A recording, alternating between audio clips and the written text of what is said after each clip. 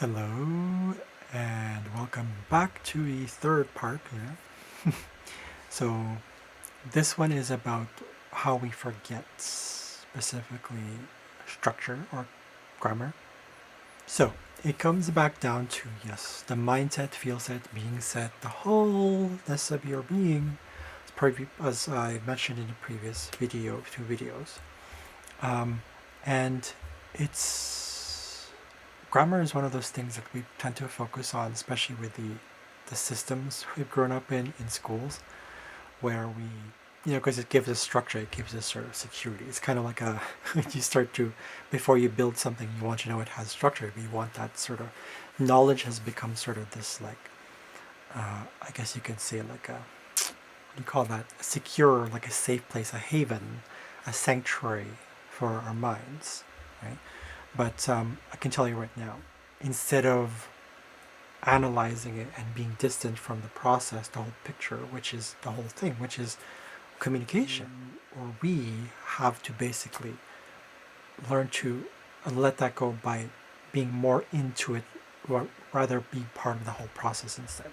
So, going back to what I said before in previous videos, it kind of seems repetitive by now that a lot of it has to do with this belief we have that perfection is just everything. Everything has to be done in a certain way, otherwise we feel lost without it, right? It's like if we don't have your hands, it's almost like we are basically useless. Well, it's this attachment towards form, and it's natural. It's natural. I'm not saying these beliefs that we have are like, oh, it's wrong to have these beliefs. No, it's not. It's part of being human. It's part of the whole process. But what are we doing about it, right? So, and I'm here to be as your the person, just an example. My example is that I've gone through this before, where I used to think the same thing. I would run through books. I still have my books on here. I actually put them on storage. I don't know. I just like them for nostalgic reasons, to be honest with you. I have these grammar books that teaches you grammar, and then they go through phrases and all that stuff. But I was such a perfectionist that I even criticized not only others and myself, but where I was going, to the point where I just like, you know what, enough. Right? So basically, I was doing this through languages as if it was like, because languages are tools or sounds that differ based on behavior, intention, communication, how things change. It's evolution. So I put here like it's kind of like when you ask a friend like for their friendship resume, which nobody really does, I hope. But it's like we're always like pre-scanning. We're kind of like testing the waters and seeing, should I do that? It's based on fear. Perfection is stems a lot from fear. And we're not talking about perfection as in like when things happen as they are. We have this, we're talking about that fear based desire for perfection. So that friendship resume thing is what we do all the time, right? I mean, yes, languages are tools, but we can treat it like it's not a, because it is a language, or it's not because it's not even about language. It's about the connections. It's about being human. It's about the story, experience, exposure, and life. Right? So I let that go, and yeah. Okay, so this one I mentioned earlier before, where it says any sort of repeated thought becomes a belief. Right? So we get the point that when it's repeated thought, it becomes some sort of reality and kind of just progresses into manifested reality. So if we believe, I heard this analogy before that if you're trying to, I call this, you're trying to ignore, like, you don't want to run into this tree, for example. But you're thinking about it. What will happen is you most likely will run into the tree because you keep obsessing about it. But if we think about the other way around, we change our mentality, or not so much mentality, the thought we have at that moment. And sometimes it's not even that. It's really, to be honest, about practice. It's really about practice. But practice doesn't make perfect. Practice is practice. It's part of experience. Practice is experience, right? Practice is experience. Being happy with that is good because that means we're in the journey, we're in the process, we're in the present. Other factors to this whole thing is that because we're conditioned to be perfect, we're conditioned to be all that stuff. It's not putting blame on systems. It's just that's the reality that we're in. But it doesn't have to be actual reality. It can change because there's so many things that have come about that have resulted in this sort of egoic, perfectionist, desire, fear-based approach to life. And it's a conditioned thing. And the subconscious doesn't know that. The subconscious says, okay, that's what you want. Okay, that's what you want. Okay. I get it. There you go. It's just going with that. So memorization, regurgitation is part of the whole thing. When we're forcing information, information before experience is basically, I put in here, skepticism turned into like distrust. Again, it's like sort of like that. I'm testing the waters. Maybe it's not exactly distrust, but it's like first it's technically like skepticism, or rather it's like that feeling, is that it's an energy. It's like sort of, I don't know yet. But it comes from an uncertainty that we experienced before when we were younger or before. Yeah. Right? The subconscious doesn't know that. The subconscious doesn't know that that's your fear. The subconscious just knows, oh, that's what you're doing. And therefore it becomes this subconscious process, or rather an unconscious process, because we're not even aware we're doing it. That's why it's like this whole, the conscious, or what we know of, doesn't know that this is what this, it's sort of like, oh, you did this? Okay, it's kind of like we buried it. This is what happens when you bury something, or when we try to forget something, or rather we suppress it.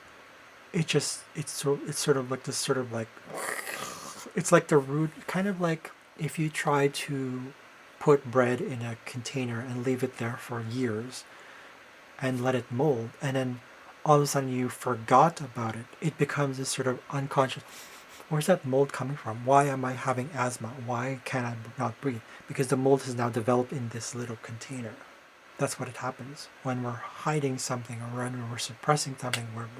This is the part of the subconscious that is important to know, that it's so powerful that when we ignore the connection between what needs to happen between the conscious and subconscious, it's a disconnect, therefore it's an unconscious. Things become unconscious. So the process, same thing as I did in my previous videos, okay?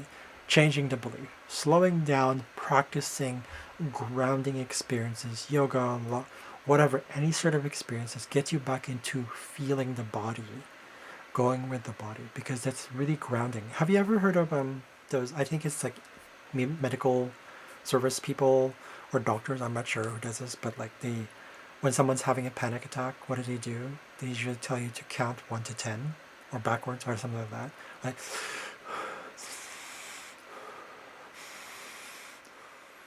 your attention is now towards the body.